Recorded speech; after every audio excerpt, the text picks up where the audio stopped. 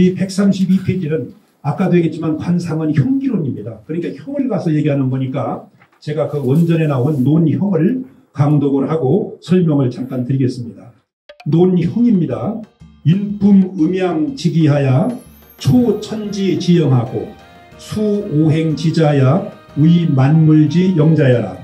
고로 두상천하고 족상지하며 안상일월하고 성음은 상내전이요 혈맥은 상강하하고 골절은 상금석이며 비액은 산악이고 호발은 상초목이니 천욕고원이요 지육방우며 일월은 욕광명이요 내정은 욕진양이며 강하는 욕윤이요 금속은 욕견이며 산악은 욕준이요 초목은 욕순이. 네, 이것이 바로 광민동의 유관인 팔법이라고 한다 이렇게 돼 있는데 이게 무슨 얘기냐면은 어떻게 생긴 상이 잘생긴 상이냐. 제가 지난 4월 원리회에서 제가 발표했던 것이 5월 해보에 지금 나간 게 있어요. 부기빈천에 관한 상의 요 얘기입니다. 그 얘기를 좀 풀어서 얘기하면은 원래 잘생긴 상, 부기빈천에 부자가 되고 귀하게 되고 잘생긴 상은 어떤 상이냐. 가장 자연스러운 상이 있죠. 왜 자연스러우냐. 인간은 소우주니까. 작은 우주니까. 어떻게 작은 우주냐. 인간한테는 하늘도 있고 땅도 있고 내정도 있고 금속도 있고 산악도 있고 그리고 강화도 있고 그리고 초목도 있다는 얘기죠. 어디에? 바로 여기에 보면은 인품지게 초천지게 닮은 것이 하늘과 땅을 닮았어. 그리고 오행으로 이루어졌기 때문에 만물 중에 영장이라고 한다. 고루 두상천이라고 했잖아요. 두, 머리도 자. 머리가 하늘이라 이 말이죠.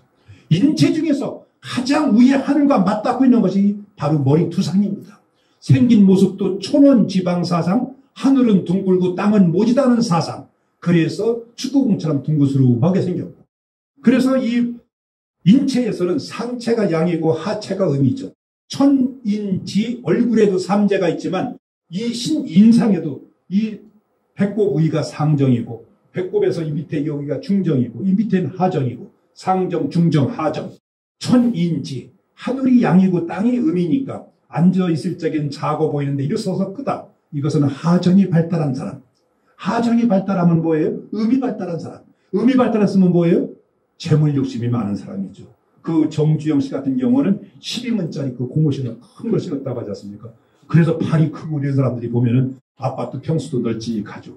이 힙이 좀 있고 한 사람들이 보면 여성이 힙이 없어 그냥 하면 그건 또 안 돼요. 이게. 그래서 앉아있을 적에는 큰데 일어서면 작다. 이것은 상체가 발달된 사람. 이건 양이 발달한 사람. 양은 뭐예요? 재물이 아니에요. 재물이 아니고 뭐냐? 명예욕, 지식욕, 권력욕. 역대 국물 충분 쳐놓고 장차관 쳐놓고 앉은 자세 작은 사람 없거든요. 그래서 하늘을 상징하는 것이 바로 머리통이라는 말이죠. 그래서 우리가 머리 작은 사람 보고서 조두라고 하지 않습니까? 조두. 예. 머리통이 크면은 두대왈 장군이요 족대왈 적이라. 머리가 크면은 장군의 머리요 팔이 크면 세도둑놈의 발이다 하는 옛날 할머니들 말이 바로 그거죠. 팔은 음이고 머리는 양이기 때문에 하늘이기 때문에 하늘과 땅이기 때문에 그래서 족상지하고 안상일월하고 눈은 1월 해와 달이 있단 말이에요. 어디에? 1월각이라고 하는데 눈을 1월각이라고 하는데 1월각이라고 하니까 다 얘기하는 것이 아니라 좌측이 양이고 우측이 음이에요. 왼쪽 눈이 태양이고 오른쪽 눈이 월입니다. 달입니다. 그래서 남성이 왼쪽 눈이 크고 오른쪽 눈이 작으면은 자기 와이프 보기를 그냥 저 하녀 정도 보고 대접하고 살죠. 근데 반대로 남성이 왼쪽 눈이 작고 오른쪽 눈이 크면 음이 발달한 사람은 자기 부인을 보기를 두렵게 봐요.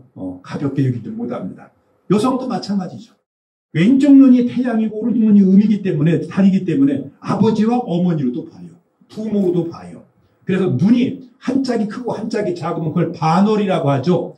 반월은 역시 음양안이라고 해요. 음양안. 음양안은 모습죠. 눈은 특히 중요한 것이 뭐냐면 인류를 구분하는 척도이기도 해요. 우리가 북방계냐 남방계냐. 눈이 둥글고 밖으로 붉어진 사람들이 남방계입니다. 북방계는 눈이 새하고 장야. 가늘고 길어. 그렇기 때문에 그 여러분들 그 징기스칸 그 초상화를 봤는지 모르지만 보면은 눈이 감은 듯 뜬 듯 반개한 것처럼 생겨가서 길쭉하게 생긴 그 눈이 바로 전형적인 북방계입니다. 그래서 이 북방계와 남방계는 왜 틀리느냐? 잘하고 못하는 것도 틀리고 음식 먹는 것도 틀리고 습성도 틀리고 운동하는 것도 틀려요. 북방계는 수렵민족. 사어 말 타고 활 쏘고 달리고 밀고 땡기고 운동을 해도 그런 걸 잘해요. 유도 북방계 운동이에요. 피겨 북방계 운동이에요. 그렇기 때문에 일본의 아사다마오하고 한국의 김연아하고 둘이 시합을 하면 주니어 쪽에는 아사다마오가 이겼죠. 그런데 주니어가 아니고 성인이 되고 난 데는 김연아를 뛰어넘지 못해서 한 번. 왜? 아사다마오는 남방계 얼굴이에요. 김연아는 북방계 얼굴이에요. 피격이 카나다나 저기 러시아나 스웨덴, 노르웨이 이쪽에 북방계 운동이거든요. 운동이. 그렇기 때문에 남방계와 북방계 눈에서 나오는 거예요. 아니 먹는 음식도 틀리다니까. 남방계는 보면 와인, 뭐 시금털털한 거, 시원한 맥주 이런 걸 좋아하고요. 북방계는 먹었다 하면은 40도, 50도짜리 빼주나 보드카 같은 거. 한번 마시면 목구멍에 뜨끈하게 넘어가면서 추위가 도망가는 거. 이게 북방계와 남방계. 운동을 해 틀려요. 북방계는 밀고 땡기고 하는 건데 남방계는 그저 발로 차고 이런 걸 좋아하죠. 검도 같은 거. 그게 남방계 운동이거든요. 그래서 우리가 눈은 인류를 구분하기도 하고 또 눈은 뭐냐면은 그 사람의 정신이 가서 있는 곳입니다. 신의 안식처, 정신이 머무는 곳이 눈이에요. 누가 얘기하기를 그 관상학의 가장 중요한 부분이 어디냐래 걸래 머리끝부터 발끝까지가 중요하지 않은 곳이 없지만은 그래도 그 중에서 하나를 꼭 꼽으라면은 눈을 꼽겠다. 왜냐? 머리끝부터 발끝까지가 관상의 1000냥이라면 눈이 300냥이다. 그 사람이 신의 안식처. 신은 뭐냐면 정신. 이 육신이 잘생기고 못생긴 것 이것은 기계요. 이 기관차를 움직이는 것은 그 사람의 정신이야. 그 정신이 가서 머무는 곳이 바로 눈이기 때문에.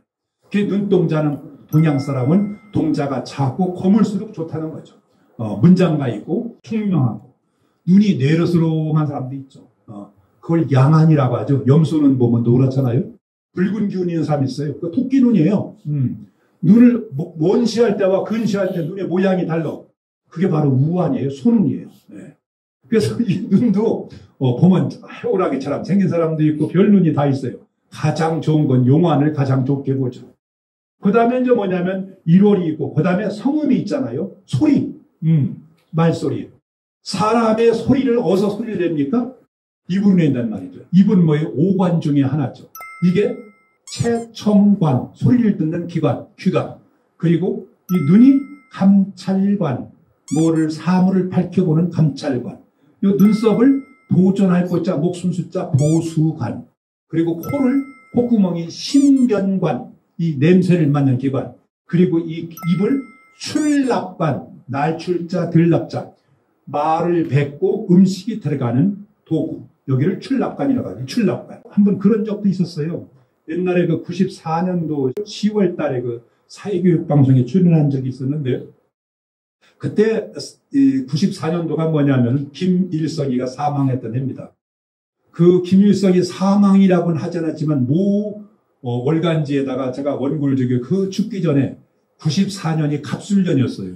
갑술년 갑술일 날 김일성 실각이라고 글을 하나 써준 게 있어요.